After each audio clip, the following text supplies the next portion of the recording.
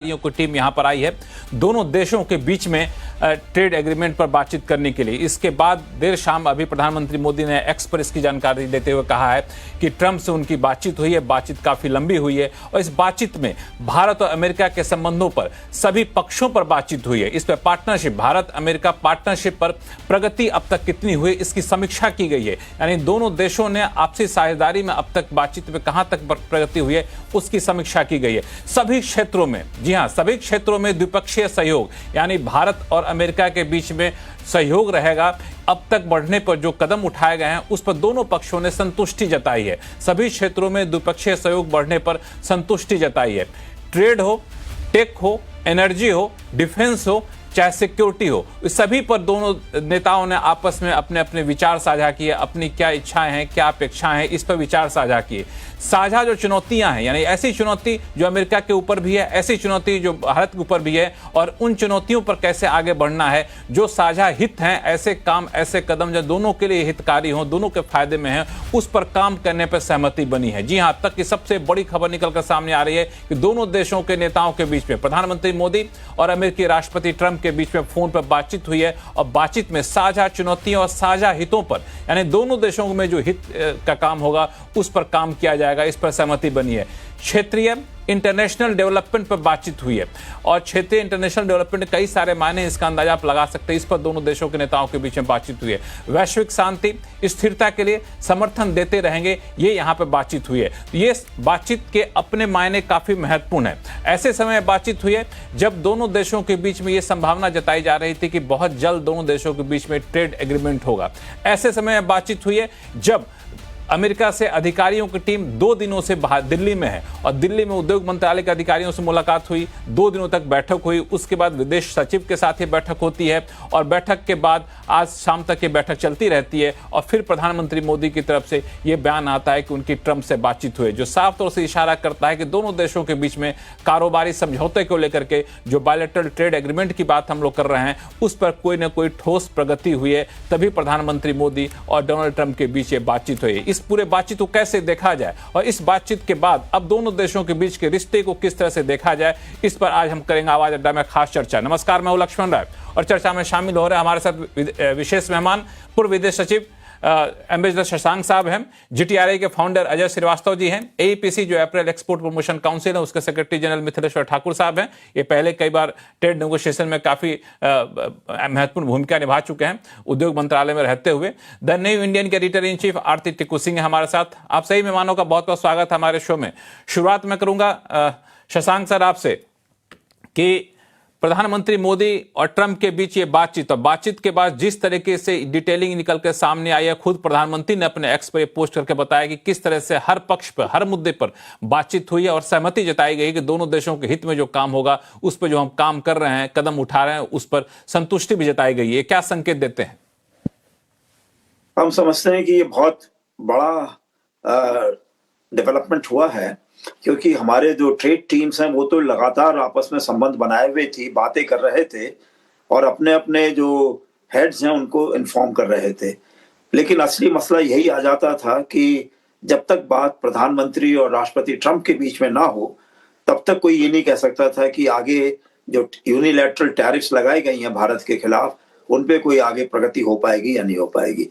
तो हमको जो इस तरीके से सब बातें हुई हैं, स्ट्रेटेजिक भी, डिफेंस ओरिएंटेड भी, इंडो पैसिफिक की भी और क्रिटिकल टेक्नोलॉजीज की, ट्रेड की, तो मुझे लगता यह है कि काफी आगे बात चली है। लेकिन अब हमको देखना ये होगा कि अमेरिका ने जो अपनी तरफ से एक तरफा टैरिफ्स लगाए थे उसमें उनका क्या असेसमेंट है, क्या वो चाहते हैं कि इसको कुछ कम किया जाए और ऐसी स्थिति बनाई जाए कि भारत फिर से अपने भारत की जनता के अंदर, भारत की लीडरशिप के अंदर ये भावना है कि अमेरिका हमारा एक अच्छा स्ट्रेटेजिक पार्टनर देश है और हमारे जो ट्रेड पॉलिसीज हैं, हमारी जो इकोनॉमिक पॉलिसी है उनके खिलाफ काम नहीं करेगा। टेक अवे आप निकाल कर यहाँ देख रहे हैं। आरती टिक्कू सिंह, आप कैसे देख रहे हैं इस पूरे बातचीत को, चूंकि बातचीत ऐसे समय में हो रही है जब खबरें ये आ रही थी कि अमेरिका के राष्ट्रपति ट्रंप के ऊपर अमेरिका के भीतर से काफी ज्यादा आवाजें उठनी शुरू हो गई कि आपकी विदेश नीति की वजह से भारत से हमारी दूरियां बढ़ती जा रही हैं। कई सारे उनके सेनेटर के बयान भी निकलकर सामने आए पिछले 24 घंटे में, और अब जाकर के ट्रंप और मोदी के बीच बातचीत।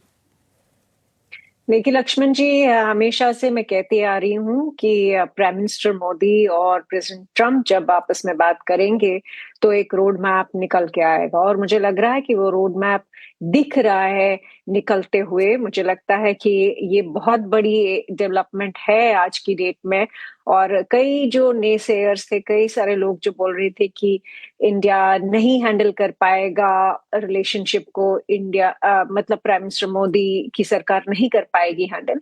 मुझे लगता है कि आज की डेट में यूएस भी मानता है। इनफैक्ट यूएस के जो ट्रेड रिप्रेजेंटेटिव जेमसन ग्रीर है, उन्होंने भी कहा कि India is a tough nut to crack, लेकिन इंडिया और यूएस की जो ट्रेड डील है वो आगे बढ़ रही है। इसका मतलब है कि सबसे बड़ा जो मैं कहूंगी कि कंक्लूजन जो ड्रॉ कर सकते हैं वो ये कि प्राइम मिनिस्टर मोदी, जिसको इनफैक्ट प्रेसिडेंट ट्रंप ने खुद कुछ साल पहले, आपको याद है जब वो हिंदुस्तान के दौरे पे आए थे 2020 में, उस वक्त भी कहा था कि prime minister Modi tough negotiator है। और प्राइम मिनिस्टर मोदी ने भी पिछले एक साल में कई सारे स्टेटमेंट्स दिए कि वो भारत की आत्मनिर्भरता, भारत का जो स्ट्रेटेजिक इंटरेस्ट है, भारत का जो नेशनल इंटरेस्ट है, उसको प्रोमिनेंस देंगे, प्रायोरिटी देंगे। और उस हिसाब से इसीलिए काफी समय लगा है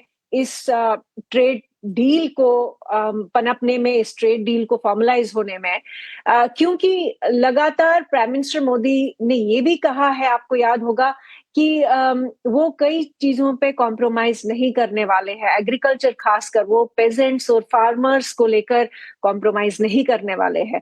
और ये सारी जो उनकी इस बात में आपके पास आगे है चलकर भी आऊंगा, आगे चलकर मैं आऊंगा, एक क्विक रिएक्शन में ले लूं बाकी दो मेहमानों के साथ। इसमें मिथिलेश्वर ठाकुर साहब, इसमें एक जो बात जो प्रधानमंत्री मोदी ने खुद एक्स पर जानकारी दी है कि सभी क्षेत्रों में द्विपक्षीय सहयोग बढ़ाने पर संतुष्टि जताई गई है और जो साझा हित है उस पर काम करने पर सहमति बनी है। और यह भी कहा गया कि अब तक जो कदम उठाए गए हैं, चाहे ट्रेड के क्षेत्र में हो या फिर बाकी क्षेत्र में, उस पर दोनों नेता अब तक बड़ा सेटिस्फाइड हैं। इस तरह की बातें निकल कर सामने आई। ये क्या इशारा करता है कि ट्रेड डील के अब हम लोग काफी करीब पहुंच चुके हैं? नमस्कार। एक्चुअली ये तो साफ लग रहा है कि कोई ब्रेक थ्रू मेजर हुआ है। जो आइस कहते हैं कि लिटरली आइस मेल्ट होने वाली संभावनाएं दिख रही हैं, लेकिन ये है कि हमें थोड़ा कॉशियस होना होगा, बिकॉज जो पब्लिक डोमेन में जो हमें इंफॉर्मेशन मिला है, of course chief economic adviser ने तो कहा है कि मतलब वो सरप्राइज हो जाएंगे अगर मार्च एंड तक कंप्लीट नहीं हो। कॉमर्स सेक्रेटरी का स्टेटमेंट है कि by the end of the year first tranche हो जाना चाहिए। तो सबके, और ऑफ कोर्स यूएसटीआर ने स्टेटमेंट दिया कि इंडिया टफ नट है क्रैक करने के लिए, बट उनको जो बेस्ट डील एवर जो है वो मिला है। तो डेफिनेटली ब्रेक थ्रू है, बट हमें लगता है हमें कॉशियस होना चाहिए, क्योंकि हमें ये नहीं पता है कि यूएस हमें क्या दे रहा है। वो बात कर रहे हैं क्योंकि जो रेड लाइन जो हमने डिफाइन किया था एग्रीकल्चर का, डेयरी का, जीएम फूड का, उस पर आई थिंक हमें लगता है कि हमें उस चीज को कॉशियसली ट्रेड करना पड़ेगा। और हमें इमोशन से ड्रिवन, ऑफ कोर्स जैसे कहा गया है कि हम लोग काफी कॉन्शियस ऑलरेडी हैं ही, हमें इमोशंस में जाकर के कोई ऐसा डील नहीं कर देना चाहिए ताकि वो लॉन्ग टर्म इंटरेस्ट हमारा हैम्पर होए। तो ये देखने वाली बात हुई कि अमेरिका, चूंकि अमेरिका अपने पेनल्टी जो 25% टैरिफ है उसको नहीं हटाने की बात कर रहा है, तो वो अभी भविष्य के घर में बहुत कुछ छुपा हुआ है। आई थिंक हमें देखना पड़ेगा, बट ये है कि डेफिनेटली ब्रेक थ्रू है और एक वेलकम डेवलपमेंट है पूरे देश के लिए। इसके लिए वेलकम डेवलपमेंट है, एक बहुत बड़ा ब्रेक थ्रू है। अजय श्रीवास्तव सर, आप तो काफी बारीकी से इन सब चीजों को देखते हैं। इसमें जो दो बातें निकलकर सामने आई कि trade, critical technology, energy, defence sector और सिक्योरिटी, इस पे लोगों ने आपस में अपने व्यूज को एक्सचेंज किए हैं। और इसमें जो बात निकलकर सामने वो बड़ा इंटरेस्टिंग सा ये है कि जो भी कॉम्प्रिहेंसिव ग्लोबल स्ट्रेटेजिक पार्टनरशिप है उसको लेकर के जो भी प्रोग्रेस हुआ है उस पर ये लोग बड़ा सेटिस्फैक्शन जताए हैं दोनों आपस में बातचीत में। देखिए, मैं ये मीटिंग हुई, बहुत अच्छा हुआ, बहुत दिन से पेंडिंग थी। लेकिन मैं बहुत ज़्यादा इसमें कुछ रीड नहीं करना चाहता हूँ। इसमें बातचीत हुई, ये तो हमेशा ठीक है। अभी हमारे एक्सपोर्ट्स देखिए सफ़र कर रहे हैं, 50% टैरिफ लगा हुआ है। कम से कम मिस्टर ट्रम्प को अगर कोई भी हम देखें उनको, हमने रशिया से ऑयल खरीदना बंद कर दिया, ऐसा उन्होंने खुद ही कहा था 12 नवंबर को। तो 50 से 25% टैरिफ क्यों नहीं कर देते हैं? उसमें टाइम क्यों लग रहा है? ट्रेड डील होता रहेगा, जब दोनों कंट्री सेटिस्फाइड होंगे तो हो जाएगा। लेकिन मैं कह रहा हूँ 50 से 25% ना करना और दुनिया भर की बातें करना, ठीक है वो बातें होती रहेंगी, लेकिन आज की डेट में इंडिया की फर्स्ट प्रायोरिटी है कि टैरिफ 50 से 25% हो, क्योंकि हमने रशिया से ऑयल खरीदना बंद कर दिया है। तो वो नहीं हो रहा है, तो मैं डिसअपॉइंटेड हूँ ये देखकर। तो बात ये जनरली ऑप्टिक्स में हुई है। मिस्टर पुतिन जब यहाँ आए तो यूएस में काफ़ी प्रेशर बढ़ा कि इंडिया को लूज कर रहा है यूएस अपने अपने अपने जो एक्शंस की वजह से। इसीलिए डिप्टी यूएसटीआर इंडिया आए हैं, बातचीत चल रही है इस। और मेरे ख्याल से ट्रम्प की और प्रधानमंत्री जी की जो बात हुई फोन पर, वो भी एक ऑप्टिक्स का नतीजा हो सकती है, क्योंकि इसमें कुछ खास बात तो हुई नहीं है, केवल नॉर्मल बातें हुई हैं। इसमें ये भी हो सकता है अजय श्रीवास्तव जी कि बातचीत होती है, कई पहलुओं पर होती है, लेकिन उसको सार्वजनिक सारी बातें नहीं की जाती हैं। ये लगता है शशांक सर ज्यादा बेहतर बता पाएंगे। शशांक सर, ऐसे जब डिप्लोमेटिक रिलेशन की बात होती है, दो देशों के राष्ट्राध्यक्ष बातचीत करते हैं, तो जो बयान जारी किए जाने सार्वजनिक तौर पे वो चुनिंदा होते हैं, बाकी कई सारी चीजें होती हैं जिसको शायद नहीं बताया जाता है। देखिए, राष्ट्रपति ट्रंप जो है मेरे ख्याल से अपने घरेलू राजनीति में फंसे हुए हैं इस समय। जो मागा सपोर्टर्स उनके हैं, उनकी स्थिति उन्होंने राष्ट्रपति ट्रंप की इतनी ऑड कर दी है, क्योंकि जो उनके भारतीय मूल के या जो उनके कांग्रेस में सपोर्टर्स थे, अब सबके सब चुप बैठ गए हैं। वो कहते हैं मागा और राष्ट्रपति ट्रंप ये रन कर रहे हैं पूरे सरकार को अमेरिका में। और जिस प्रकार से वहां पे हालात बने हैं अमेरिका के अंदर, तो सबको ये लग रहा है कि जब तक कि कांग्रेस के लोग बात नहीं करेंगे, जो और भारत की और जो और कम्युनिटीज भारत की बाहर से आई हुई हैं अमेरिका में, जो ग्रीन कार्ड होल्डर्स हैं या जो अपना वहां उन्होंने अमेरिकन सिटीजनशिप ली है, बहुत कंट्रीब्यूट किया है तरह तरह से, जब तक वो आगे बढ़कर नहीं दबाव डालेंगे सरकार के ऊपर, तब तक बात आगे नहीं चलेगी घरेलू राजनीति में। तो इसलिए मुझे लगता है कि राष्ट्रपति ट्रंप ने जो भी हमारे साथ बात हुई है उसको दोबारा से देखेंगे, उनको क्या फायदा मिलने वाला है। मागा उनको सपोर्ट ठीक रहेगी नहीं रहेगी, कांग्रेस में उनको सपोर्ट मिलेगी नहीं मिलेगी, या जो और डिफरेंट कम्युनिटीज हैं अमेरिका में रह रहे हैं उसमें उनको कुछ सपोर्ट मिलेगा, वो सब देखते हुए मेरे ख्याल से तब वो निर्णय लेंगे।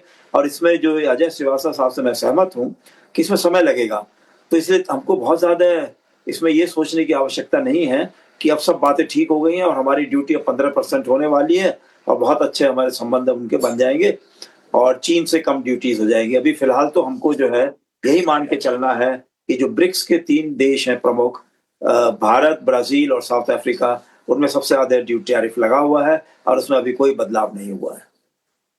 लेकिन एक चीज जो अभी अजय श्रीवास्तव साहब भी कह रहे थे कि रूस के राष्ट्रपति पुतिन के आने के बाद और जिस तरीके के एक बार फिर से अपने रूस के साथ वैसे दोस्ताना संबंध रहे हैं, लेकिन उसको फिर से जाहिर करना और अगले 5 साल के लिए इकोनॉमिक कॉपरेशन का प्लान पूरा लेकर के आना, उस पर समझौता करना, तो ये सारी चीजें ट्रंप पे कोई प्रेशर डाल रही होंगी कि रूस के साथ फिर से निकटता काफी ज्यादा बढ़ गई है और हमें भी अब भारत से वापस सौहार्दपूर्ण संबंध करने चाहिए। या मेरे से पूछना अजय जी से? जी शशांक साहब आपसे पूछ रहा हूं मैं। जी, मेरा ऐसा मानना है कि हमको समझाना पड़ेगा, राष्ट्रपति ट्रंप को पता नहीं कितना समझा पाए हैं कि रूस के और भारत के रिश्ते ऐसे हैं कि द्विपक्षीय तो हैं ही हैं, और साथ ही साथ यूरेशिया में हम लोगों को साथ में मिलकर चलना इसलिए बहुत जरूरी है कि लॉन्ग टर्म रिलेशनशिप जो है चाइना, रूस और भारत की यूरेशिया में एक तरीके से ऐसी बैलेंस की रखनी है ताकि चाइना जो आगे बढ़ती हुई शक्ति है वो एशिया के मुल्कों के ऊपर ज्यादा हावी ना हो जाए। इसमें अमेरिका अपनी तरफ से जो काम करेगा सो करेगा, लेकिन इसमें रूस और भारत की भी बहुत बड़ी भूमिका होने वाली है और भारत उसको समझाना चाहेगा अमेरिका को, ताकि अमेरिका ये ना समझे कि ये यूक्रेन की वजह से सब कुछ हो रहा है और रूस ने जो है भारत के साथ में मिलके वहां से हथियार लेगा और यूक्रेन को और तंग करेगा। तो मुझे लगता है ये है कि जो नेटो के अंदर इस समय थोड़ा सा आपस में डिविजन्स आए हैं, वो देखना ये होगा कि वाकई में डिविजन्स हैं या ये सब ये ऊपर ऊपर की बातें हैं और अंदर से अमेरिकन जो है अपने हथियार बेचना चाहते हैं नेटो को, जिसके लिए वो पैसा नहीं देना चाहते हैं। वो कहते हैं यूरोप वाले पैसा दें। पहले 2% की बात करी थी जीडीपी का, अब कहते हैं 5% अपना जीडीपी का खर्च करें और यूरोप वाले पैसा दें। लेकिन उन्होंने इसे सब आइडेंटिफाई कर रखा है कि नेटो कंट्रीज के पास जो भी हथियार होंगे वो सब अमेरिकन हथियार ही होंगे, अमेरिकन ही जो है उनके सारे टेक्निकल स्पेसिफिकेशंस देंगे उनके। तो इसलिए थोड़ी समझने की बात है। मुझे मालूम नहीं है कि कहाँ तक बात आगे बढ़ेगी, लेकिन लगातार जो बातें हुई हैं राष्ट्रपति में, ट्रंप में और हमारे प्रधानमंत्री जी में, मुझे लगता है इससे काफी कुछ इससे उनको आइडिया मिला होगा कि रूस के साथ में हमारी दोस्ती ऐसी है कि वो अमेरिका के खिलाफ नहीं है। ये हमारी दोस्ती अपने लिए हमारे बहुत महत्वपूर्ण है। ये दोस्ती हमारे अपने लिए काफी ज्यादा महत्वपूर्ण है, ये शायद संकेत यहाँ पे मिला होगा। आरती टिक्कू सिंह, मैं थोड़ा सा स्पेसिफिक अब जाऊं, चूंकि ये बातचीत प्रधानमंत्री मोदी और ट्रंप के बीच में जो हुई है उसके मोटे मोटे माने तो हम लोग निकाल लिए यहाँ पे, लेकिन जो हालात का जिक्र हम लोग कर रहे थे कि यूएस में जो बने हुए हैं ट्रंप के पॉलिसी की वजह से, और नवंबर के आखिर तक डील होने की उम्मीद जताई जा रही दोनों पक्षों की तरफ से, अब डील में थोड़ी सी देरी हो रही है। तो जो भारत अपना रेड लाइन दिया हुआ था, भारत अपने रेड लाइन से आपको लगता है कि ऐसे माहौल में कोई कंप्रोमाइज करेगा कि नहीं, उसी पर टिका रहेगा? देखिए, मुझे पूरा भरोसा है कि भारत के प्रधानमंत्री और भारत के जितने भी मंत्री यूएस के ट्रेड रिप्रेजेंटेटिव से बात कर रहे हैं, वो सारी की सारी 360 डिग्री व्यू लेंगे, क्योंकि यूएस के साथ हमारा एक पुराना संबंध है, लेकिन वो अनरिलायबल जो यूएस रहा है पास्ट में, उसकी वजह से कई सारी शंकाएं हैं, कई सारे डाउट्स हैं, कई सारे कह सकते हैं कि रेड लाइंस जो हमारी होनी चाहिए वो पूरी की पूरी इंडियन टीम जो है मेरे ख्याल से वो ड्रॉ करनी चाहिए और की भी होंगी। क्योंकि देखिए, यूएस का एक तो पाकिस्तान को जो सपोर्ट रहा है और उसमें हम लोगों को नुकसान काफी भुगतना पड़ा है। हमने अक्सर बात की है क्रॉस बॉर्डर टेररिज्म की, हमने अक्सर बात की है कि इनफैक्ट इवन आज की डेट में जनरल आसिम मुनीर को भी जो शय मिल रही है यूएस से, उस पे भी हमारी कई सारी चिंताएं हैं।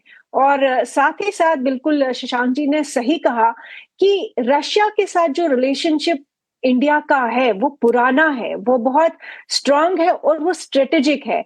उसमें मुझे नहीं लगता है कि किसी भी यूएस के जो प्रेसिडेंट है उनको आपत्ति होनी चाहिए, क्योंकि पूरे एशिया में जो बैलेंस ऑफ पावर है और चाइना की वजह से जो आपत्ति नहीं होगी, एक साइकोलॉजिकल प्रेशर रहेगा कि चलो रशिया के साथ जो है, जिस रशिया को हम लोग बॉयकॉट करने की कोशिश कर रहे हैं यूक्रेन वॉर की वजह से, वो जाकर के भारत से नजदीकियां बढ़ा रहा है, वो भारत जिससे हमने दूरी बना ली, तो एक प्रेशर, साइकोलॉजिकल प्रेशर बन रहा होगा इसमें कि नहीं?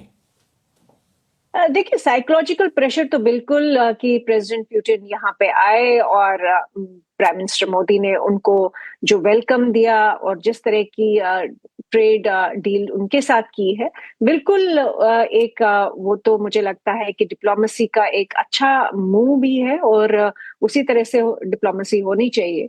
और साथ ही साथ मैंने कहा कि हमारी जो टीम है, हम इंडिया की जो रिप्रेजेंटेटिव टीम है उसमें पीयूष गोयल जी भी है और बाकी लोग भी है, उनको वो रेड लाइंस ड्रॉ करनी बहुत जरूरी है यूएस के लिए, क्योंकि रशिया के साथ हमारी एक डिपेंडेबल, एक रिलायबल रिलेशनशिप रही है, पास्ट में हिस्टोरिकली रही है। और यूएस के साथ कई सारे इश्यूज हैं, वो एड्रेस करने ही पड़ेंगे यूएस को भी।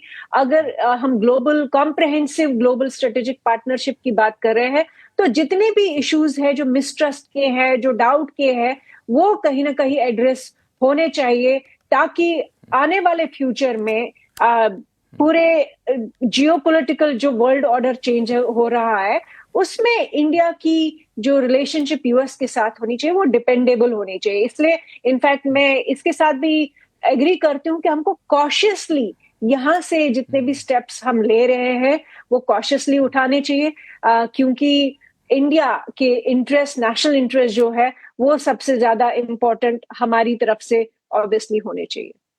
बिल्कुल, ये सही कह रहे हैं। थोड़ा सा हमें सतर्क होकर यहाँ पर रहना चाहिए। मिथिलेश्वर ठाकुर साहब, ये हम लोग बातचीत ऐसे समय में कर रहे हैं जब पिछले 2 दिन से यूएस के ट्रेड रिप्रेजेंटेटिव जो है यहाँ पर आए हुए हैं, यूएस के डिप्टी टीआर आए हुए हैं, उनके साथ टीम आई हुई है। और ये दूसरी बार ऐसा हुआ जब से भारत पर 50% टैरिफ लगाया यूएस ने, उसका दूसरी बार ऐसा हुआ कि उनकी टीम यहाँ पर आई है। तो आपको क्या लगता है कि इस तरह के बैठकों में 2 दिनों तक बैठक चल रही है, क्या ये माना जाए कि ट्रेड डील के मोटे मोटे जो मसौदे पहले तय कर लिए गए थे उसी की बारीकियों को अब तय कर रहे हैं, और इसके बाद कुछ प्रक्रिया के बाद शायद ट्रेड डील की घोषणा होने की उम्मीद रखनी चाहिए? नहीं, जो डिफिकल्ट एरियाज है वो डिस्कस हो रहे होंगे, बट अभी जो पैटर्न है उसमें ज्यादा ऑप्टिक्स है और पोस्चरिंग ज्यादा है। और जैसे कि यूएस का बिहेवियर है, जैसे बाकी फेलो पैनलिस्ट ने कहा है कि बड़ा अनप्रेडिक्टेबल बिहेवियर रहा है। सो कॉशियस अप्रोच की बहुत जरूरत है। हमें इमोशनली स्वेड नहीं हो जाना चाहिए और हमें बहुत ही कॉशियसली स्टेबल चाहिए, पर्टिकुलरली यूएस के मामले में। हमने एक सवाल और मैं जो ड्रॉ किए क्रॉस नहीं करने देना मिथिलेश्वर जी, चाहिए। एक सवाल और आपसे पूछूं मैं, क्योंकि आप इंडस्ट्री से लगातार जुड़े हुए हैं। जो आंकड़े निकलकर सामने आ रहे हैं कि जब से यूएस ने 50% का टैरिफ लगाया उसके बाद लगातार 4 महीने तक एक्सपोर्ट के जो है गिरा यूएस होने वाला, लेकिन अब पिछले 1 महीने में हमने देखा अक्टूबर में थोड़े से वहां पे पिक किए, करीब 14.5% एक्सपोर्ट बढ़ा है यूएस की तरफ। तो ये कहां से बढ़ना आ रहा है? क्या वापस से क्लाइंट जो बड़ी ड्यूटी की वजह से चले गए थे वो फिर से ऑर्डर देना शुरू कर दिए, या फिर कोई बीच का रास्ता निकलना शुरू हो गया है? नहीं, हमारे सेक्टर में तो पिछले 2 महीनों में अगस्त तक बढ़ा था, क्योंकि बहुत लोग फ्रंट लोड कर रहे थे शिपमेंट्स को टैरिफ के एक्सपेक्टेशन से। लेकिन उसके बाद अगस्त और सितंबर में तो डिक्लाइन हुआ है, 14.3% का डिक्लाइन हमारे सेक्टर में।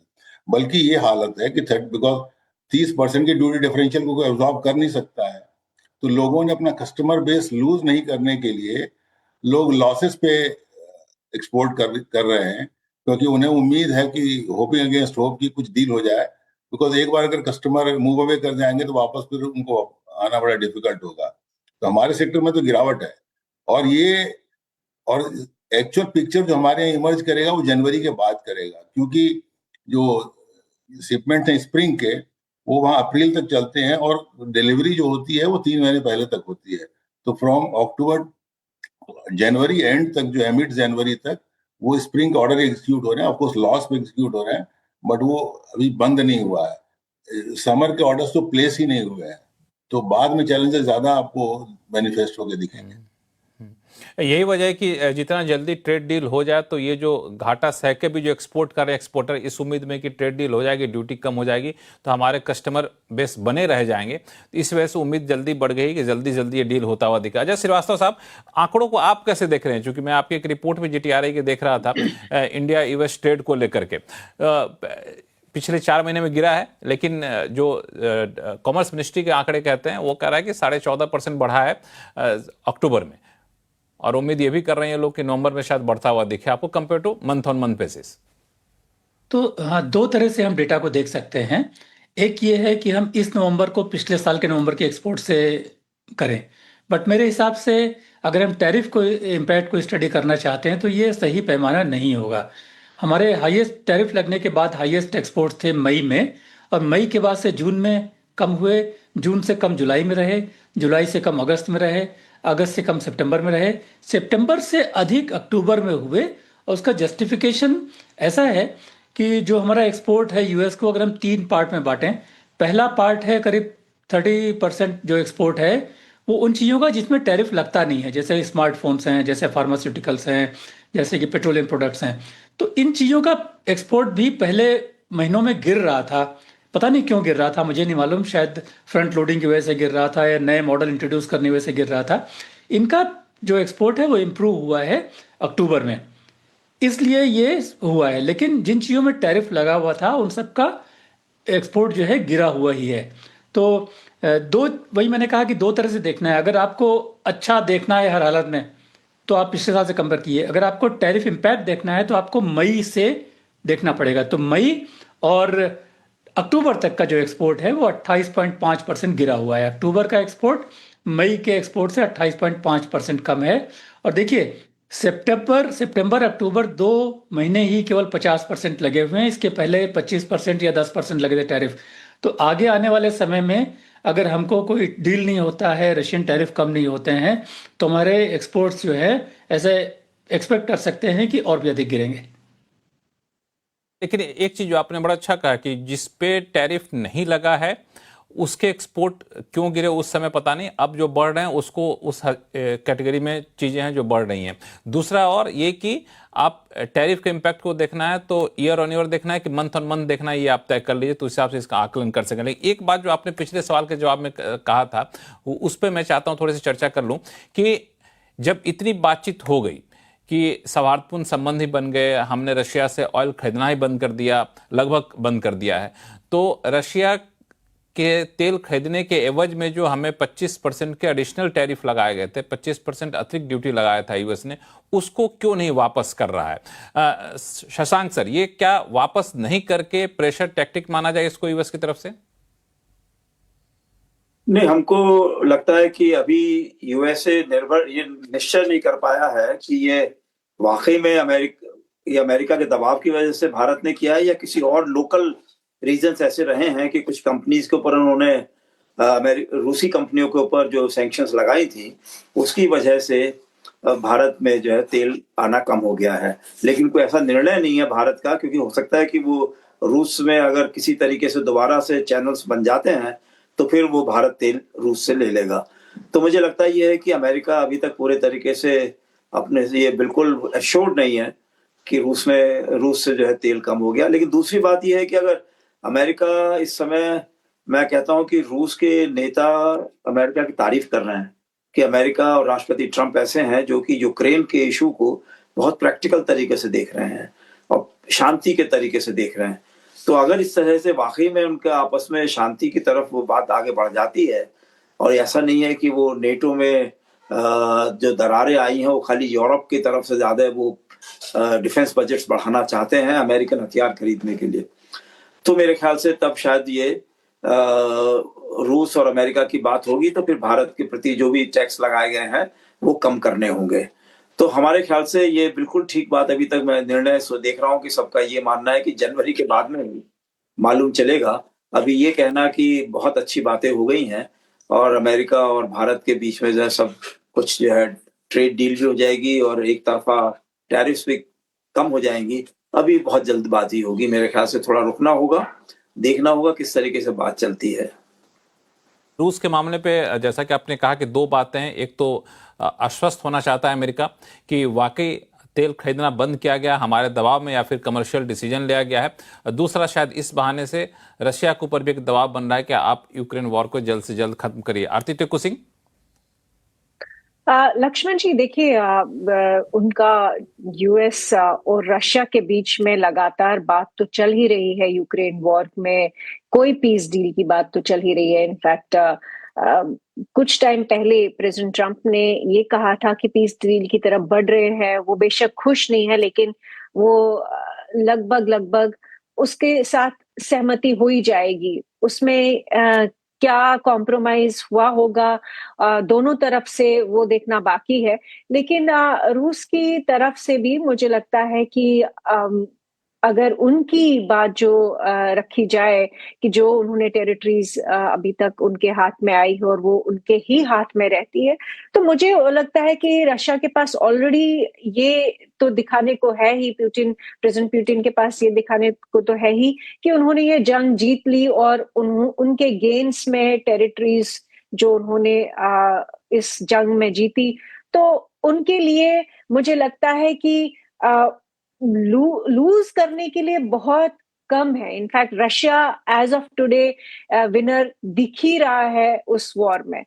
जहां तक बात है कि अभी इंडिया और इसमें इसका इम्पैक्ट क्या होगा इंडिया पर अगर यूएस और रशिया की पीस डील हो जाती है यूक्रेन वॉर को लेकर, मुझे लगता है कि देखिए वापस से हम उसी पोजीशन पे पहुंचेंगे कि इंडिया रशिया की जो पार्टनरशिप रही है, जो रिलेशनशिप रही है, वो अकोमोडेट हो सकती है उसमें अगर यूएस और रशिया के बीच में एक सॉलिड पीस डील होती है, क्योंकि हिस्टोरिकली वो एग्जेम्पशंस कई सारे इंडिया को जो मिले हैं, क्योंकि यूएस कहीं ना कहीं ये समझता है कि एशिया में चाइना की कंप्लीट हेजेमनी या एक्सपेंशनिज्म जो है उसको रोकने के लिए इंडिया और रशिया का एक ही साइड पे रहना बहुत जरूरी है। और मुझे लगता है कि वो अकोमोडेशन अब ये वाली सरकार भी दिखा ही देगी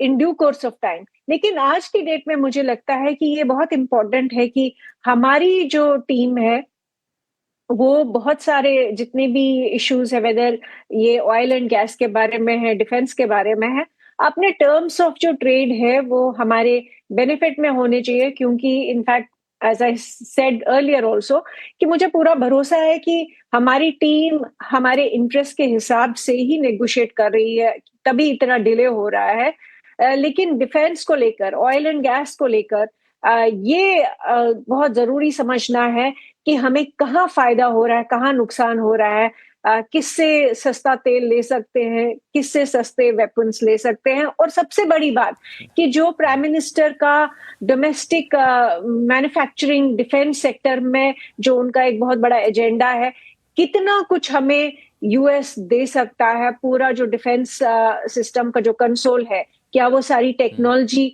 हमें मिल सकती है डोमेस्टिक मैन्युफैक्चरिंग के लिए, वो सारी चीजें टेबल पे होंगी। और अगर प्रधानमंत्री मुझे लगता है कि ये जी सारी ने बात चीजें की है टेबल पे प्रेसिडेंट होंगी ट्रम्प के और ये साथ, जैसा कि हाँ, ये जो बातचीत हुई है उसमें कैटेगरिकली लिखा भी गया है कि डिफेंस सेक्टर को लेके बातचीत हुई है, टेक्नोलॉजी क्षेत्र में साझेदारी को लेके हम लोगों ने बातचीत की है। अजय श्रीवास्तव जी, चूंकि जब हम सेक्टोरल बातचीत की बात करते हैं तो आपने सुना होगा यूएसटीआर का बयान आया करीब एक दिन पहले। उन्होंने कहा कि बहुत मुश्किल है भारत के साथ, भारत को खोलना, उसके मार्केट को वहां एंटर करना, और उन्होंने एक सेक्टर का स्पेसिफिक नाम दिया कि एग्रीकल्चर सेक्टर को लेकर हमारी बातचीत चल रही है। तो एग्रीकल्चर सेक्टर में भारत ने अपने आप को रेड लाइन एरिया में उसको डाल रखा है, डेयरी सेक्टर को भी डाल रखा है। उसमें कहीं कोई गुंजाइश है क्या कि भारत के इंटरेस्ट को प्रोटेक्ट किया जाए और यूएस जो चाहता है उसकी बातों को कुछ हद तक माना जाए, ताकि बीच का रास्ता निकल कर आए? पहले तो ये समझना पड़ेगा कि ये ट्रेड डील है और अमेरिका का एक्सपोर्ट हमें मैक्सिमम जीरो टैरिफ पे हमें करना चाहिए। तो 95% अमेरिका का जो एक्सपोर्ट इंडिया का होता है वो नॉन एग्रीकल्चर इंडस्ट्रियल प्रोडक्ट्स होता है। हमें उन सब में अधिकतर में जीरो टैरिफ करने का कोई इशू नहीं है अमेरिका के साथ में। तो आप समझिए हमने 95% उनका जो एक्सपोर्ट है टैरिफ फ्री मान लिया, कोई प्रॉब्लम नहीं है। एग्रीकल्चर लेस देन 5% है। उसमें कुछ चीज़ें जैसे कि जो अमेरिका का एक्सपोर्ट है करीब $2 बिलियन का है एग्रीकल्चर प्रोडक्ट्स में, उसमें आधी चीज़ें जैसे बादाम है, जैसे एप्पल है, ये सब चीज़ें हैं, इनमें हमें टैरिफ कम करने की हम लोग सोच सकते हैं। लेकिन जो कोर ग्रेन्स हैं, गेहूं, चावल या मक्का, ये सब चीज़ें जो है वहाँ हमारे लाखों करोड़ों फार्मर्स काम करते हैं, उनमें खोलना हमारे लिए संभव नहीं होगा। ऐसे ही जीएम क्रॉप की वो लोग बात करते हैं कि ठीक है आप खाने के लिए नहीं तो फ्यूल के लिए मक्का ले लीजिए, उससे बन जाएगा, एथेनॉल बन जाएगा, तो आप वो ले लीजिए जीएम। तो जीएम में प्रॉब्लम क्या होता है, आप इंडिया में आएगा और उसको बाकी चीज़ों से मिलने से बचाना वो बहुत ही मुश्किल है, इसलिए जीएम भी हमारे लिए बहुत ही मुश्किल होगा। तो मैं कहूँगा एग्रीकल्चर में जो नॉन कोर एरियाज हैं, फ्रूट्स है, वेजिटेबल्स है, बादाम है, ये सब चीज़ें हमारे लिए थोड़ा आसान रहेगा कंसेशन देना छोटे लेवल पर। लेकिन जो कोर एग्रीकल्चर है वो तो बिल्कुल ही नो नो है, हमारे लिए रेड लाइन है, क्योंकि उसमें वो ट्रेड हमारे लिए है ही नहीं। वो तो हमारी लाइवलीहुड इशू है, करोड़ों फार्मर्स के लिए, 70 करोड़ फार्मर्स के लिए लाइवलीहुड इशू है, उसमें हम नहीं खेल सकते। और डेयरी सेक्टर?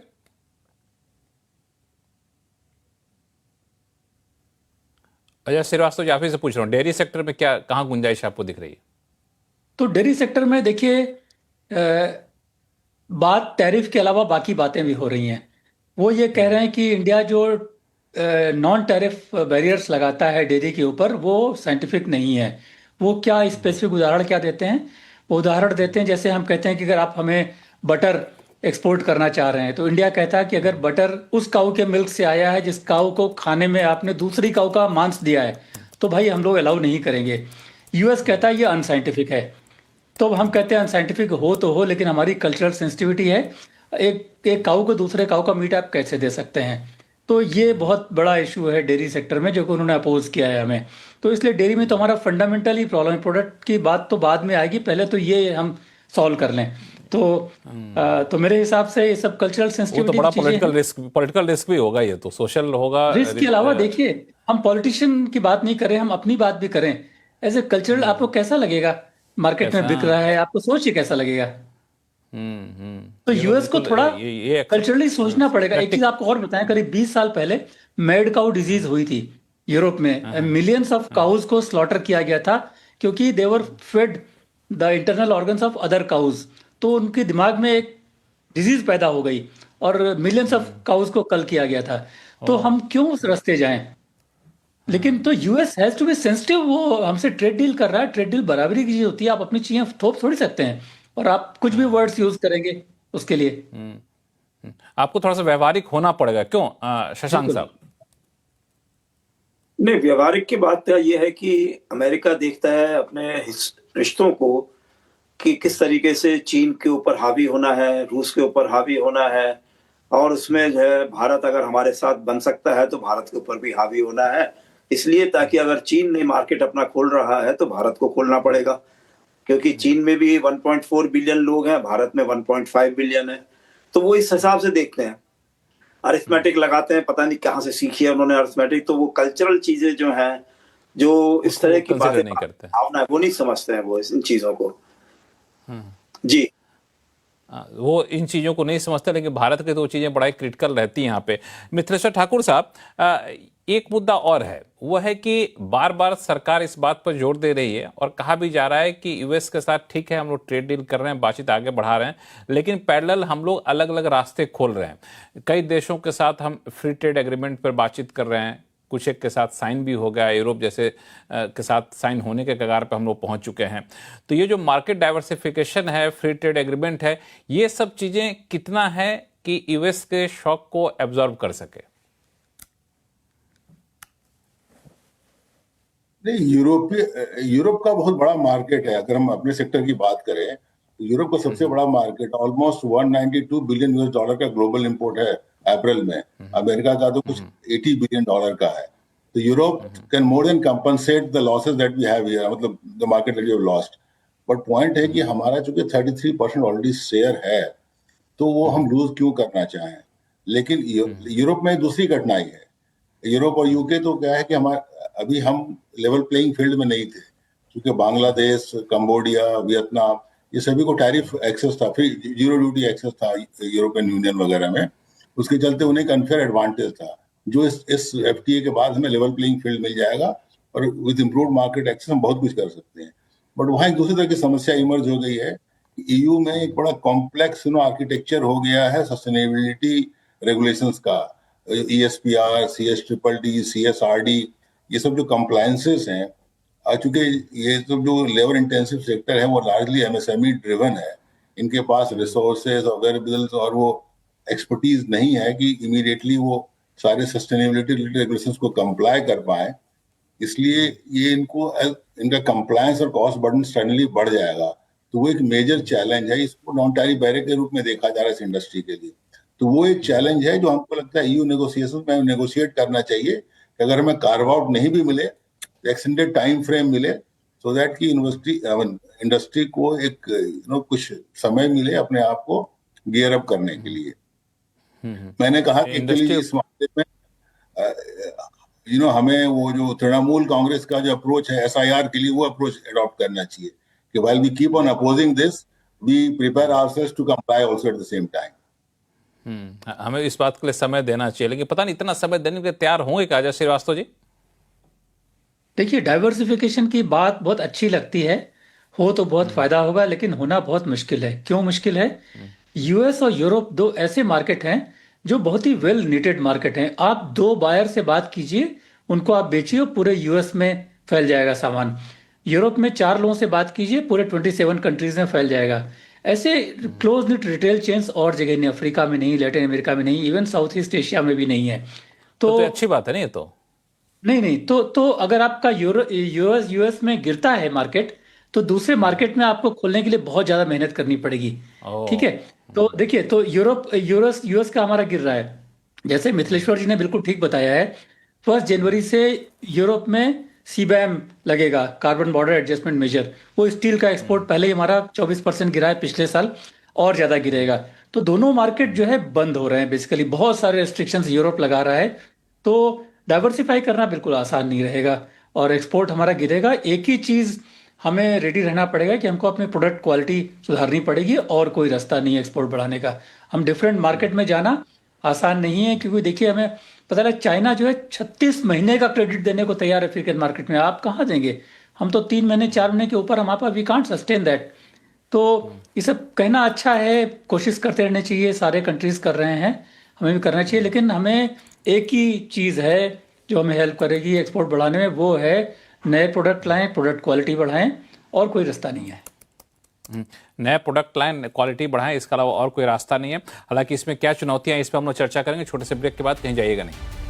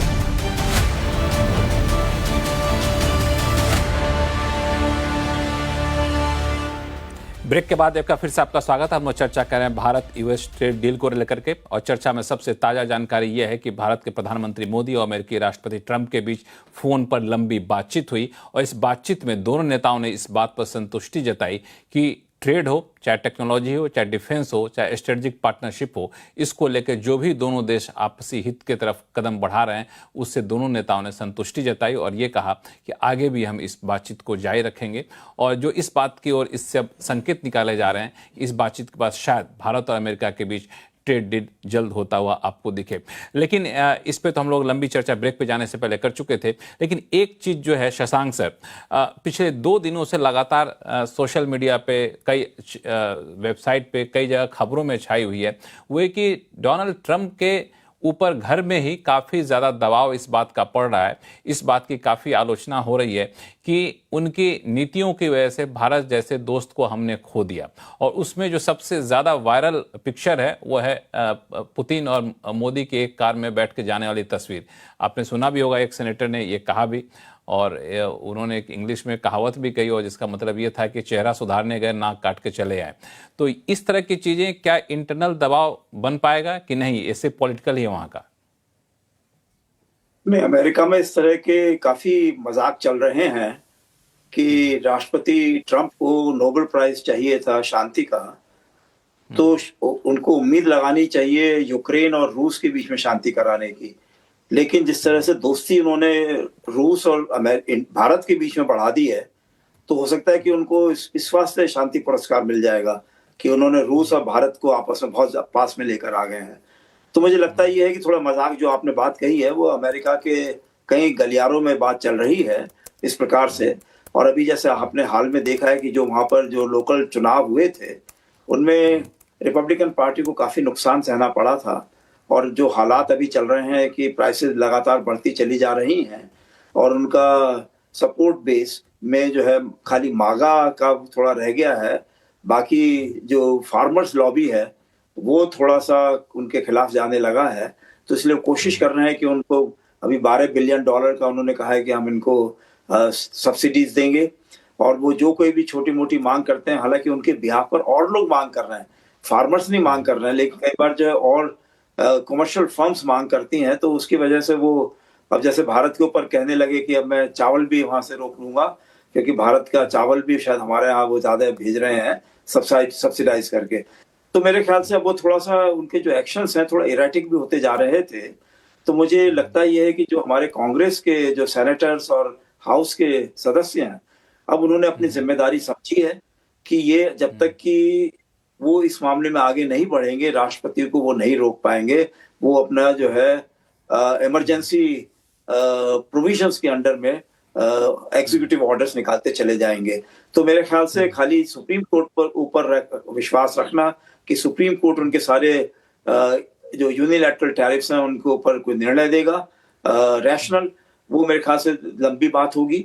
इस समय मेरे ख्याल से कांग्रेस ने जो करना शुरू किया है, वो भारतीय मूल के लोग रहे हों या और जितने भी बाहर के लोग रहे हैं वहां पर, जिनके खिलाफ मागा ने अपनी गन्स अपने तान दी हैं, तो हमको लगता है कि वो सब ने जो है कांग्रेस में जाकर सबसे कहा है कि आप अपना रोल प्ले कीजिए, नहीं तो अगली बार से जो है कांग्रेशनल लोगों को भी अपने सपोर्ट मिलने में, फाइनेंशियल सपोर्ट मिलने में मुश्किल होने लगेगा।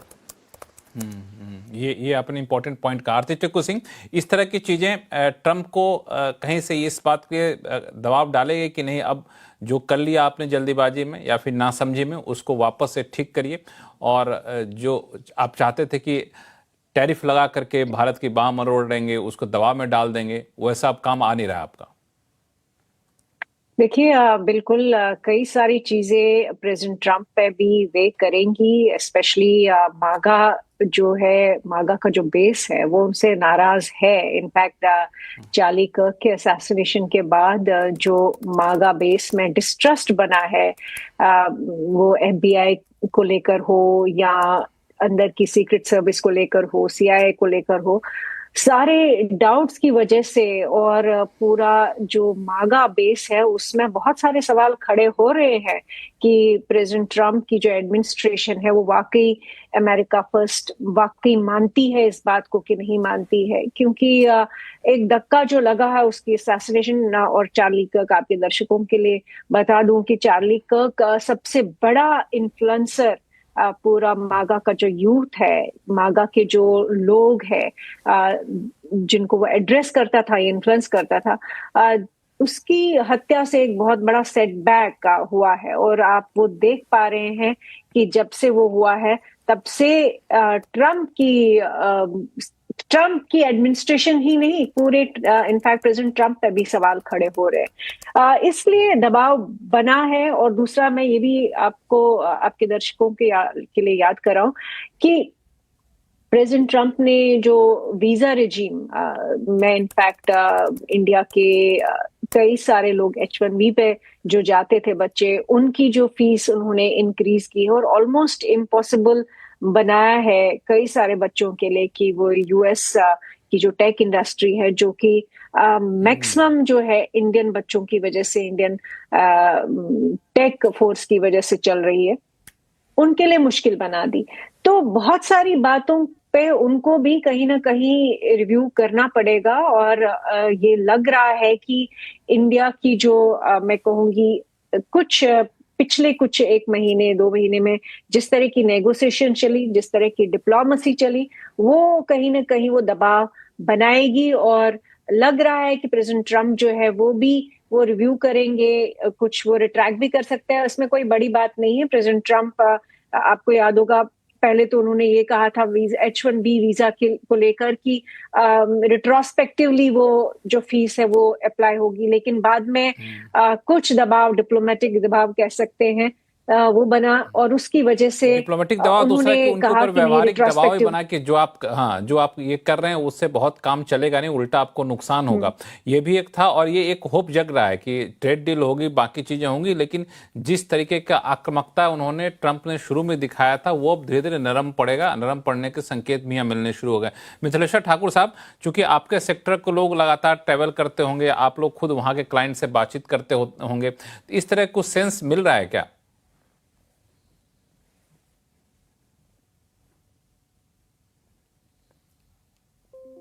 आप म्यूट पे हैं मिथिलेश्वर साहब। हाँ ठीक है, आवाज आ रही है।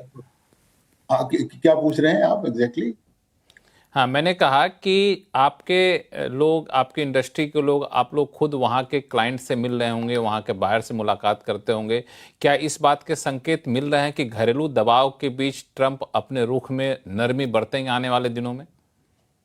हाँ, वो इंडिकेशन तो है। लेकिन मैं दूसरी बात कहना चाह रहा हूँ। मैं कह रहा हूँ जो बुलिंग भी जो ट्रंप करते हैं उसके पीछे भी, आर्म ट्विस्टिंग के पीछे कोई लॉजिक नहीं है। उनका सारा स्टेप इलॉजिकल है। ये अंडरस्टैंडेबल होता अगर आप 25% पेनल्टी लगा रहे हो कि इंडिया ब्रिक्स का पार्ट है तो समझ में आता। आपने लगाया रशियन ऑयल के लिए। आप रशिया से खुद फर्टिलाइजर इंपोर्ट कर रहे हैं, वेलिडियम इंपोर्ट कर रहे हैं, यूरेनियम इंपोर्ट कर रहे हैं। यूरोपियन यूनियन के सारे जहाँ हेडक्वार्टर है नाटो का, वो कंट्री इंपोर्ट कर रहा है एनर्जी। स्पेन कर रहा है, फ्रांस कर रहा है। तो सारी चीजें इतनी इलॉजिकल है। आपके आईआईपीए को आपने इन्वोक किया, वो आपके 2 लोअर कोर्ट्स ने आपको ये कर दिया, अब सुप्रीम कोर्ट में बात गई है। तो मुझे तो लगता है कि कहीं सुप्रीम कोर्ट ने अगर इसको ये कर दिया तो पूरा जिन्होंने रेसिप्रोकल टैरिफ का एक होक्स क्रिएट किया था वो सारा ये हो जाएगा। तो हमें वही लगता है कि हमारी समझ है कि डोमेस्टिक प्रेशर तो ऑफ कोर्स माउंट हो रहा है प्रेजेंट पे, लेकिन हमें बड़ा कॉशियस अप्रोच लेना चाहिए और गंगो नहीं होना चाहिए। बिल्कुल। अच्छा श्रीवास्तव जी, ये सुप्रीम कोर्ट वाला माजरा क्या है, कितने आप होपफुल हैं इससे? वहां से राहत मिल गई तो क्या ट्रंप अपने फैसले को वापस ले लेंगे? तो नीचे के 3 कोर्ट्स ने ट्रंप के अगेंस्ट फैसला दिया है। सुप्रीम कोर्ट का फैसला आया नहीं, बट जस्टिसेस सवाल पूछ रहे हैं और वो सवाल वही हैं जिनके बेसिस पर निचली कोर्ट्स में अगेंस्ट फैसला किया था। तो इनके पास जवाब ज़्यादा सूझ नहीं रहा है। बट हमें नहीं मालूम कि ये जो है कि सुप्रीम कोर्ट फैसला क्या होगा। एट द सेम टाइम कुछ लोगों से बात हुई जो इन सब चीज़ों में दखल रखते हैं अमेरिकन साइड से। वो कह रहे हैं कि प्रेसिडेंट इतना ज़्यादा ड्रिवन है अपने एजेंडा को लेकर, अगर सुप्रीम कोर्ट में कुछ उनके अगेंस्ट भी आया तो भी वो जिस कंट्री के अगेंस्ट में एक्शन लेना चाहते हैं वो लेंगे, सुपर 301 लगाएंगे। उनका बहुत सारे हथियार अभी भी है। सुप्रीम ये अभी क्या हुआ है, रेसिप्रोकल टैरिफ जो उन्होंने लगाया है उसमें उन्होंने सारे देशों के अगेंस्ट लगा दिया है कम अधिक करके। फिर सुपर 301 जो है कंट्री स्पेसिफिक एक्शन होगा, वहां जस्टिफाई करना पड़ेगा।